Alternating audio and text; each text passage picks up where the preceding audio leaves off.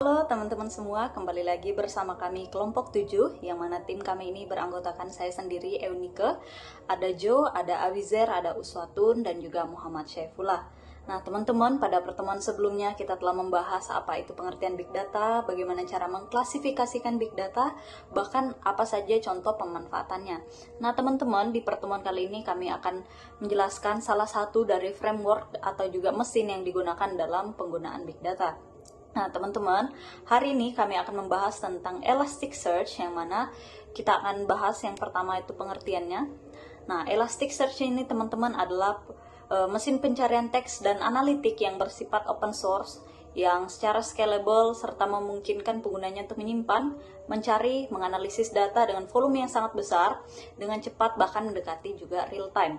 Nah, untuk penjelasan selanjutnya itu ada manfaat, dan manfaat ini akan dijelaskan oleh Joe. Ya, selanjutnya manfaat dari Elasticsearch. Yang pertama, melakukan pencarian teks lengkap.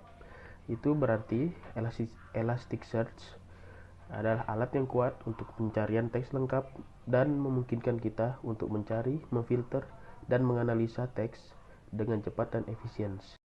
Selanjutnya yang kedua, menganalisis data log.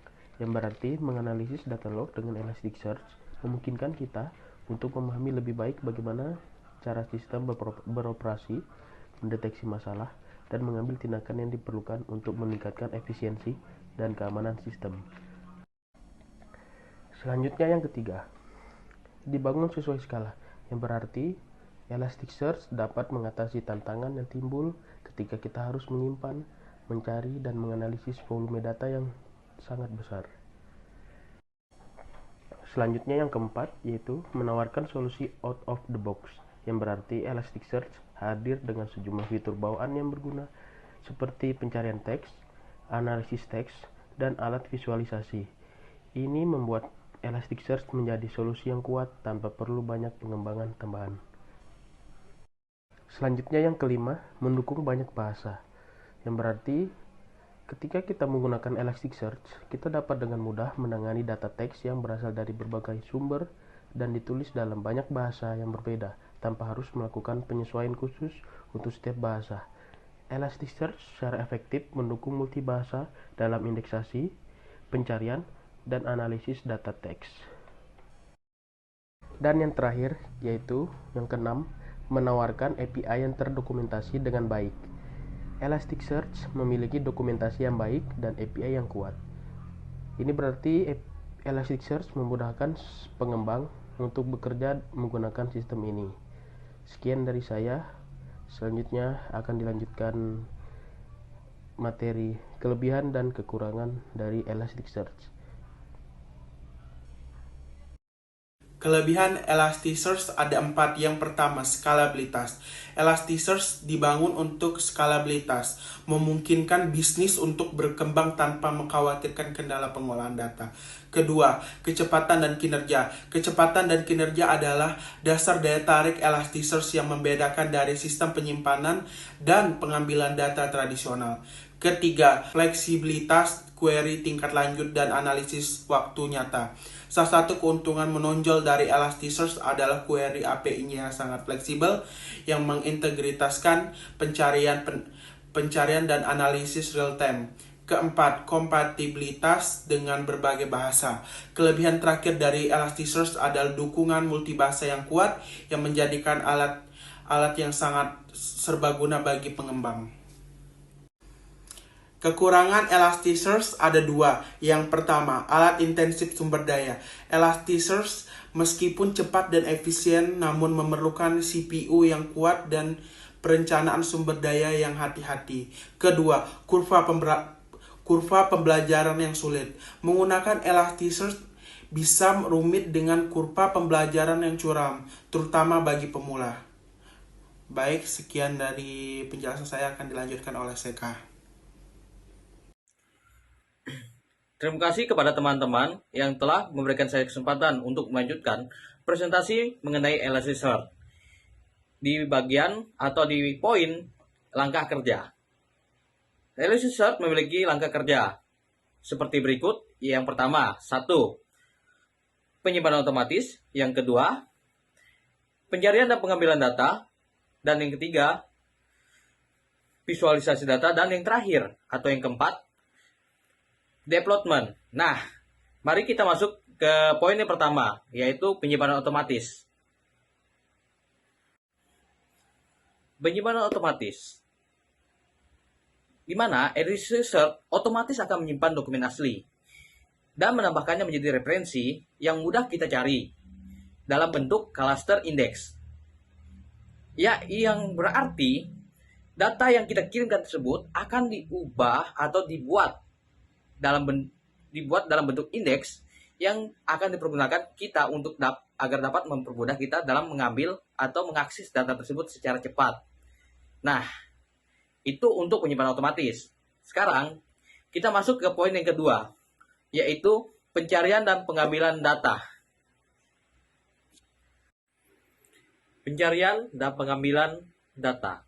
Mencari dan mengambil dokumen menggunakan API Elasticsearch yang kemudian melakukan pencarian berdasarkan kriteria tertentu, yang setelah itu mengambil hasilnya. Itu berarti memungkinkan berbagai banyak atau jenis query dapat digunakan sekaligus, yang dapat kita gunakan untuk mencari data yang kita butuhkan. Itu penjelasan mengenai pencarian dan pengambilan data. Sekarang kita masuk ke poin yang ketiga, yaitu visualisasi data. Visualisasi data merupakan tahap di mana data diubah menjadi suatu visual atau gambaran yang dapat mempermudah dalam memahami suatu data, peningkatan kinerja, dan pengambilan keputusan yang lebih baik dan informatif. Mengapa demikian? Karena visualisasi data adalah tahap paling terpenting dari data analis atau data scientist dalam menentukan insight atau wawasan atau gambaran. Dikarenakan kalau tanpa visualisasi data, kita tidak akan menemukan problem atau masalah yang kita mau cari. Mungkin itu penjelasan singkat mengenai visualisasi data. Nah, selanjutnya kita akan masuk ke poin terakhir, yaitu deployment. Oke, kita masuk ke langkah kerja yang terakhir, yaitu deployment. Apa itu deployment? Deployment merupakan proses memilih di mana dan bagaimana Elasticsearch akan bekerja atau berjalan. Mengapa hal tersebut dikatakan demikian? Karena hal ini dilakukan demi membuat Elasticsearch dapat tersedia dan berfungsi untuk keperluan penyimpanan dan pencarian data atau pengambilan data yang akan digunakan dalam big data.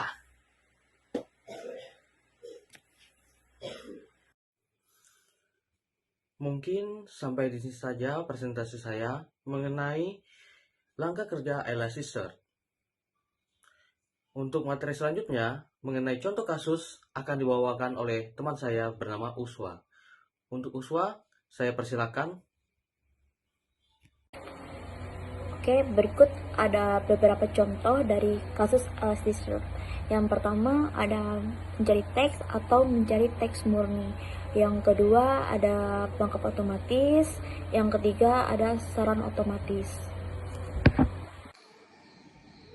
Di sini juga ada contoh yang lebih spesifik lagi, seperti Netflix yang menggunakan Elasticsearch untuk menangani sejumlah data besar yang dihasilkan oleh penggunanya.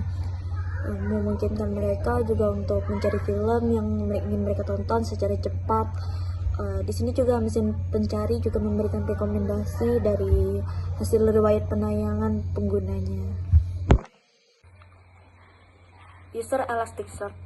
di sini memungkinkan Anda untuk menghapus pengguna, mengelola pengguna, kata sandi pengguna. Di sini juga untuk penggunanya kalau mau membuat akun itu untuk username-nya minimal 1 karakter, dan untuk kata sandinya itu minimal 6 sampai 8 karakter.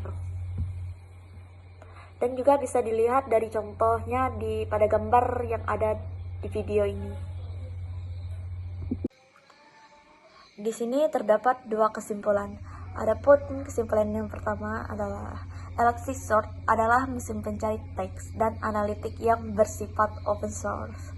Sangat scalable, dapat digunakan untuk menyimpan, mencari, dan serta dapat menganalisis data dalam volume besar dengan cepat, mendekati real time, serta dapat mengoptimalkan aplikasi yang menggunakan fitur pencari.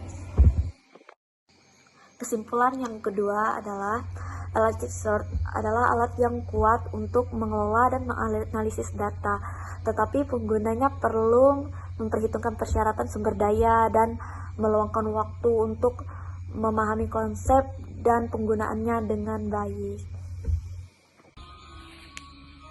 Sekian penjelasan dari saya dan akan ditutup sama teman saya yang bernama Eunike. Baiklah teman-teman semua, demikian presentasi dari kelompok kami tentang Elasticsearch. Kurang dan lebihnya kami mohon maaf. Dan apabila teman-teman ada yang ingin ditanyakan, kami persilahkan. Demikian dari kelompok kami, sampai jumpa di lain waktu.